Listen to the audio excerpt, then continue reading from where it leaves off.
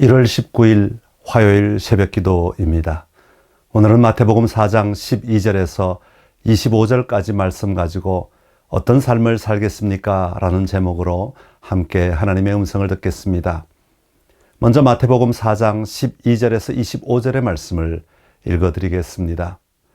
예수께서 요한이 잡혔음을 들으시고 갈릴리로 물러가셨다가 나사렛을 떠나 스불론과 납달리 지경 해변에 있는 가브나움에 가서 사시니 이는 선지자 이사야를 통하여 하신 말씀을 이루려 하심이라 일렀으되 스불론 땅과 납달리 땅과 요단강 저편 해변길과 이방의 갈릴리여 흑암에 앉은 백성이 큰 빛을 보았고 사망의 땅과 그늘에 앉은 자들에게 빛이 빛이었도다 하였느니라.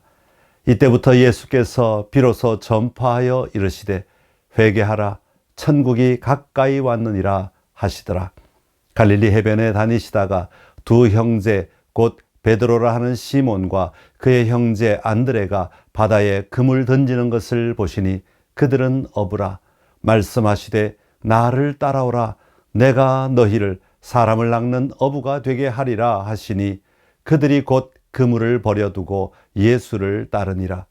거기서 더 가시다가 다른 두 형제 곧 세베대 아들 야고보와 그의 형제 요한이 그의 아버지 세베대와 함께 배에서 금을 깁는 것을 보시고 부르시니 그들이 곧 배와 아버지를 버려두고 예수를 따르니라. 예수께서 온 갈릴리에 두루 다니사 그들의 회당에서 가르치시며 천국 복음을 전파하시며 백성 중에 모든 병과 모든 약한 것을 고치시니 그의 소문이 온 수리아에 퍼진지라.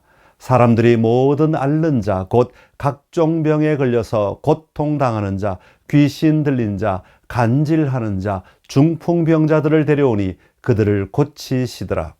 갈릴리와 데가볼리와 예루살렘과 유다와 요단강 건너편에서 수많은 무리가 따르니라. 아멘. 우리는 많은 순간 고민하는 것이 있습니다. 어떻게 사는 것이 잘 사는 것일까? 어떻게 사는 것이 가치 있는 삶일까라는 고민입니다. 학교가 바뀔 때마다, 대학에 들어갈 때, 또는 직장에 들어갈 때, 결혼할 때, 아이를 낳을 때 우리는 많은 순간에 어떻게 사는 것이 잘 사는 것인지를 고민하게 됩니다. 그렇다면 잘 산다는 것은 무엇일까요? 잘 산다는 것은 사람마다 기준이 다릅니다. 어떤 사람은 돈을 많이 벌면 잘 산 것이라고 말하는 사람이 있습니다. 어떤 사람은 좋은 일을 많이 하면 잘 산 것이라고 말하는 사람이 있습니다. 어떤 사람은 자식 농사를 잘 지으면 잘 산 것이라고 말하는 사람이 있습니다. 그렇다면 성경은 우리의 존재 목적을 무엇이라고 말하고 있습니까? 우리의 삶의 기준을 어디에 두어야 한다고 말하고 있겠습니까? 우리가 믿는 교리를 가르치는 소요리 문답 첫 번째 질문은 이렇습니다. 사람의 제일 되는 목적은 무엇입니까? 이 질문에 대한 대답입니다. 사람의 제일 되는 목적은 하나님을 영화롭게 하고 영원토록 그를 즐거워하는 것입니다. 우리가 잘 살았다고 말하는 기준을 하나님을 영화롭게 하고 영원토록 그를 즐거워하는 것이라고 말합니다. 그렇다면 우리가 언제 하나님을 기쁘시게 할 수 있겠습니까? 언제 하나님께 영광을 돌려드리며 살아갈 수 있겠습니까? 그것은 예수님이 말씀하신 삶을 살아내는 것 아니겠습니까? 오늘 본문은 예수님의 삶의 3대 사역을 소개하고 있습니다. 예수님이 사신 삶이 바로 오늘 우리가 살아가야 할 삶의 모범입니다. 오늘 우리의 삶 가운데 예수님이 집중하신 삶의 모습을 우리도 집중하며 살아가므로 주님이 이루고자 하셨던 그 삶을 오늘 우리가 누리며 살아가는 기쁨이 있기를 원합니다. 예수님이 하신 사역 첫 번째, 예수님의 사역은 복음을 전파하는 것입니다. 12절에서 17절까지의 말씀입니다. 오늘 본문 17절에 보면 이때부터 예수께서 비로소 전파하여 이르시되 라고 시작하고 있습니다. 여기서 말하는 이때부터 라고 할 때 이때는 요한이 사로잡혔음을 듣고 갈릴리로 가셨다가 나사렛을 떠나 가버나움으로 가신 때입니다. 이것은 요한과 연결된 때를 말합니다. 그리고 요한이 잡히게 되었을 때 예수님은 바로 이때부터 사역을 시작하신 것입니다. 그러나 엄밀하게 말하면 이때는 단순히 요한이 잡힌 것 때문에 갑자기 예수님이 사역을 시작하신 것이 아닙니다. 본문에는 이사야의 예언을 소개하고 있습니다. 이미 구약에서 예언된 사역, 이미 하나님이 예비하신 사역이 예수님으로 말미암아 일어나게 된 것입니다. 하나님의 구원 사역은 인간이 타락한 그때부터 이미 시작되었습니다. 구약의 수많은 삶 속에서 하나님은 구원 사역을 시작하셨습니다.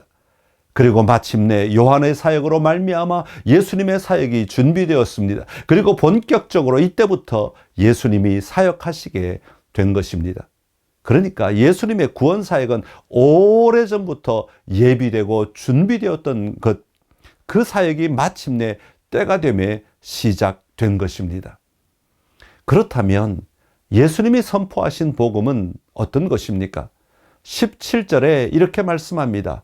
이때부터 예수께서 비로소 전파하여 이르시되 회개하라 천국이 가까이 왔느니라 하시더라. 여기서 말하는 천국은 바로 하늘나라입니다. 다른 복음서에는 이 부분을 하나님의 나라라고 번역을 하였습니다. 그런데 유독 마태는 하늘나라라고 말합니다. 당시 마태는 유대인들에게 복음서를 쓰고 있는데 유대인들은 하나님의 이름을 부르는 것에 익숙하지 않았습니다. 하나님의 이름을 함부로 부르지 않기 위해서 하나님의 나라라고 하는 것보다 하늘나라라고 하는 것이 더욱 익숙해 있었던 것입니다. 그러니까 우리가 이 말씀을 대할 때 하늘나라라고 해서 하늘 위에 있는 나라라는 식으로 해석하기보다는 하나님의 나라, 하나님이 통치하시는 나라의 개념으로 이해를 해야 합니다. 또 하나 이 구절에서 중요한 개념은 이때부터입니다. 마태복음에는 두 번의 이때부터로 시작하는 문장이 나오는데 하나가 바로 오늘 본문 17절에 나오는 것이고 다른 하나는 16장 21절에 나오고 있습니다. 마태복음 16장 21절에서 나오는 이때부터는 예수님께서 예루살렘에 올라가 고난을 받고 십자가에서 죽임을 당하고 사흘 만에 부활하실 것을 말씀하신 것입니다. 그러니까 예수님이 비로소 가르치기 시작하시고 보여주기 시작하신 예수님의 사역의 본 모습은 하나님의 나라가 가까이 왔기에 회개하는 것부터 시작하여 예수님이 나를 위해 고난을 당하시고 나의 죄를 대신하여 십자가를 지시고 나를 의롭다 하시기 위해 부활하신 것입니다. 이것이 예수님의 사역의 가장 중요한 핵심입니다. 사랑하는 성도 여러분, 오늘 우리가 예수님을 믿고 구원받았음을 확신하며 담대하게 살아갈 수 있는 것은 바로 이 말씀이 나에게 임하였기 때문입니다. 이 말씀대로 하나님의 나라가 나에게 임하였기에 우리는 하나님의 자녀로서 하나님의 나라를 마음껏 누리며 살아가는 것입니다. 이 삶을 살아가는 것은 또한 동시에 우리에게 이 삶을 전파하며 살아야 한다는 것도 말씀하고 있습니다. 이때부터 예수님께서 비로소 전파하여 선포하신 것처럼 우리 삶 속에서도 하나님의 나라를 전파하는 삶을 살아야 합니다. 올 한 해 우리가 살아가면서 복음을 전해봅시다. 하나님을 알지 못하는 자들에게 하나님의 나라가 임하였음을 선포하는 삶을 살아갑시다. 이것보다 더 귀하고 아름다운 것은 없습니다. 이것 때문에 예수님이 이 땅에 오신 것처럼 우리를 통해 하나님의 나라가 확장되어 가는 것을 보는 기쁨이 우리 삶에 충만하기를 간절히 기원합니다. 두 번째 예수님의 사역은 제자 삼는 것입니다. 18절부터 22절까지 말씀입니다. 예수님은 하나님의 나라를 전파하시면서 그 복음을 이어서 전할 수 있는 제자들을 부르신 장면입니다. 예수님께서 제자를 삼으시는 장면을 가만히 보면 예수님은 제자를 삼으실 때 무리, 군중들을 다 제자로 삼지 않으셨다는 것입니다. 물론 예수님이 말씀을 전하실 때 수많은 무리가 몰려들었습니다. 아마도 수만 명씩 몰려들었던 것 같습니다. 그러나 예수님은 그들을 모두 제자라고 하지 않으셨습니다. 그러니까 예수님은 무리와 다수의 사람과는 다르게 12명을 택하시고 제자를 삼으신 것입니다. 당시 제자들은 예수님께서 부르실 때 베드로와 안드레는 그물을 버려두고 예수를 따랐습니다. 야고보와 요한은 배와 아버지를 버려두고 예수님을 따랐습니다. 이것은 사실 유대 문화에서 나오고 있는 모습입니다. 오늘날 우리의 모습에서는 우리가 복음을 받아들일 때 내 모든 것을 버려두고 신학교에 가야 한다는 말이 아니라 내가 가지고 살아가던 삶의 가치들을 내려놓고 복음의 삶을 살아가는 제자가 된다는 의미입니다. 사랑하는 성도 여러분, 우리는 예수님의 제자가 된 사람입니다. 그러기에 오늘 우리는 우리를 통하여 예수님의 사역이 확장되도록 내 삶을 내어드릴 수 있어야 합니다. 또한 동시에 우리는 예수님의 제자를 세워가는 삶을 살아야 합니다.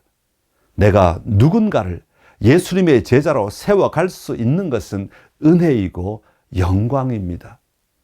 우리가 일생을 살아가면서 한 명의 제자라도 세울 수 있다면 그것보다 가치가 있고 보람 있는 일은 없을 것입니다. 다른 사람을 주님께 더 가까이 나아가도록 도와주는 삶은 정말 가치 있는 삶입니다. 여러분의 삶 가운데 예수님의 제자를 세워가기 위해 집중하고 도전하는 삶이 있기를 기원합니다. 세 번째 예수님의 사역은 치유하신 것입니다. 23절에서 25절의 말씀입니다. 예수님은 갈릴리를 두루다니시며 백성 중의 모든 병과 모든 약한 것을 고치셨습니다. 치유 사역이라고 말합니다. 여러분, 치유 사역의 핵심은 무엇입니까? 회복입니다. 원래 하나님께서 지으신 모습으로 회복되는 것입니다. 사실 질병을 이해하는 방식은 시대마다 다릅니다. 옛날에는 고칠 수 없었던 질병을 지금은 의학적으로 고칠 수 있는 질병이 많이 있습니다. 그러다 보니 예수님의 치유를 단순히 질병을 고친 것으로만 제한하지 말고 예수님이 그들을 회복시키시고 자유롭게 하시며 묶인 것으로부터 풀어주신 사역이라고 생각하면 좀 더 현실적으로 우리의 삶에 적용할 수 있을 것입니다.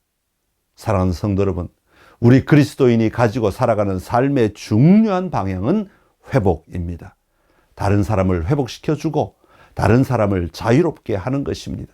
내가 수고하고 내가 낮아지고 내가 희생함으로써 다른 사람이 회복되고 자유로울 수 있다면 그것보다 가치가 있고 의미 있는 삶은 없을 것입니다. 이 회복은 내가 원하는 대로 되는 것이 회복이 아니라 하나님이 빚으신 모습대로 회복되는 것입니다. 우리 삶 가운데 우리 가정에서부터 이웃에게까지 내가 회복의 통로로 쓰임받는 귀한 삶을 살아가시기를 간절히 기원합니다.